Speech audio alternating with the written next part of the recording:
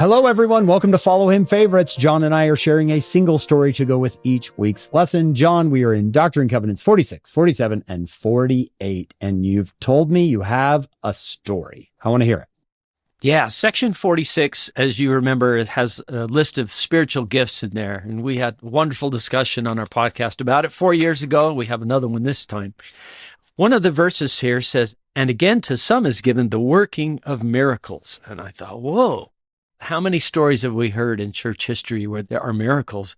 You ask your average group, who is it that said that? Was this J. Reuben Clark? How many of you have been the conscious recipient of a miracle in your family? And most people will raise their hand and think, yeah, I think it's something.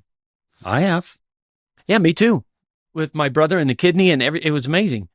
There's a little book called Everyday Miracles, and I read this story. I just loved it. In June of 1964, I was alive, you weren't, we were pouring concrete floors in the chapel and the recreational hall of the Poverty Bay district of Gisborne, New Zealand, Second Branch Chapel.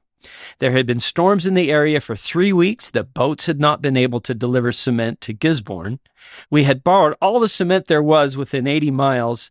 And when we quit work for lunch on the last day of pouring, we had just 2 bags of cement left and needed 2.5 cubic yards of concrete, enough to fill an area 15 feet by 13 feet. This would have required 12 bags of concrete to complete the job. As we returned from lunch, everyone was saying, why even start? It wouldn't even be worthwhile. I told them, start the mixer, that we were not only going to pour, we would complete our floors that day.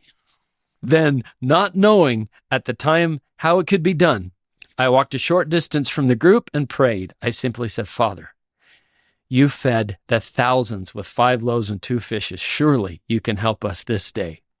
We went to work and mixed 2 small 1/4 yard batches of concrete with the 2 bags of cement we had and started pouring. There seemed to be no end to the concrete as it poured from our wheelbarrows. The full pour was not only completed, we had to remove 2 wheelbarrows full when it was leveled out. There is no physical way this could have been done by men.